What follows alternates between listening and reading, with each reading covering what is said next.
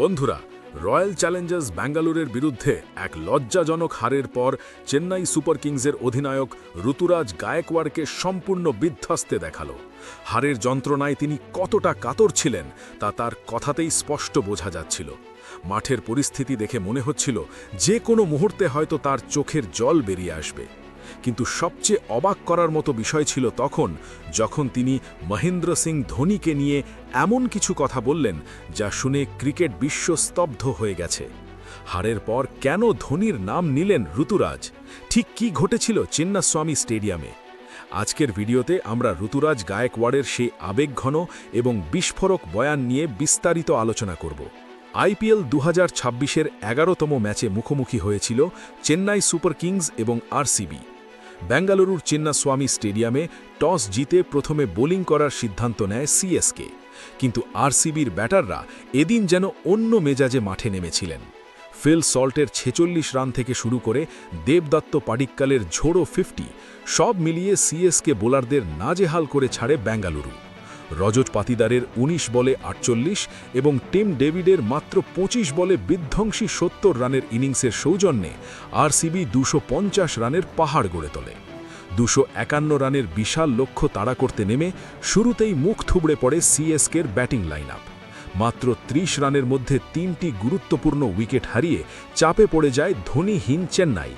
Middle order থেকে শুরু করে লোয়ার অর্ডার কেউই আরসিবির বোলিং আক্রমণের সামনে টিকতে পারেনি, ফলে বড় ব্যবধানে ম্যাচটি হেরে যায় চেন্নাই। আর এই হারের পরই প্রকাশ্যে আসে ঋতুরাজ গায়কোয়াড়ের মনের ক্ষোভ এবং মহেন্দ্র সিং ধোনির অভাব। ম্যাচ পরবর্তী সাক্ষাৎকারে ঋতুরাজ বলেন, আজ যখন আমরা টস জিতে ফিল্ডিং নিয়েছিলাম, আমাদের পরিকল্পনা ছিল আরসিবিকে 150 থেকে 160 রানের মধ্যে আটকে রাখা, কিন্তু ওরা যেভাবে ব্যাটিং করেছে তাতে 250 রানের স্কোর আমাদের নিয়ন্ত্রণের বাইরে চলে যায়। আমরা ম্যাচে ফেরার চেষ্টা করলেও নিয়মিত বিরতিতে উইকেট হারানোয় সেটা সম্ভব হয়নি। কথা বলতে বলতে ঋতুরাজ এক পর্যায়ে আবেগপ্রবণ হয়ে পড়েন। তিনি বলেন, সত্যি বলতে কি, আমরা এখন ধোনি ভাইয়ের অভাব প্রতিটা মুহূর্তে অনুভব করছি। বর্তমানে কাফ স্ট্রেইনের কারণে মহেন্দ্র সিং ধোনি দলের বাইরে আছেন, আর এই কারণেই আমরা টানা 3টে ম্যাচ হারলাম।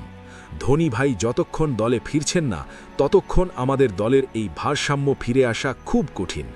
অন্য সব দল এখন অনেক শক্তিশালী হয়ে গেছে, তাই মাঠে ধোনি ভাইয়ের মস্তিষ্কের ব্যবহার ছাড়া জেতা অসম্ভব হয়ে দাঁড়াচ্ছে। গায়কোয়াড় আরও যোগ করেন, আমাদের যদি সামনের ম্যাচগুলোতে ঘুরে দাঁড়াতে হয় তবে ধোনি ভাইয়ের উপস্থিতি একান্ত প্রয়োজন।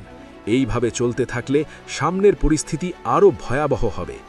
আজ আমরা বিরাট কোহলির দলের কাছে হেরেছি, কাল রোহিত শর্মার দলের সামনেও আমাদের একই অবস্থা হতে পারে। দলের উন্নতির জন্য এবং আত্মবিশ্বাস ফিরে পেতে ধোনি ভাইয়ের ড্রেসিং রুমে থাকাটা এখন সবথেকে বেশি জরুরি। বন্ধুরা, আইপিএল ইতিহাসে এর আগে কোনো অধিনায়ককে হয়তো এভাবে হতাশ হতে দেখা যায়নি। ঋতুরাজের চোখে মুখে অসহায়তা পরিষ্কার ফুটে উঠছিল। এখন বড় প্রশ্ন হল, মহেন্দ্র সিং ধোনি কি দ্রুত চোট সারিয়ে দলে ফিরতে পারবেন? ধোনি ফিরলেই কি সিএসকে আবার জয়ের ধারায় ফিরবে? আপনাদের কি মনে হয়, চেন্নাইয়ের এই হারের আসল কারণ কি? আপনাদের মতামত অবশ্যই নিচে কমেন্ট করে জানান। আজকের ভিডিওটি ভালো লাগলে লাইক করুন এবং ক্রিকেটের এমন আরও আপডেট পেতে আমাদের চ্যানেলটি সাবস্ক্রাইব করে রাখুন। দেখা হবে পরবর্তী ভিডিওতে। ধন্যবাদ।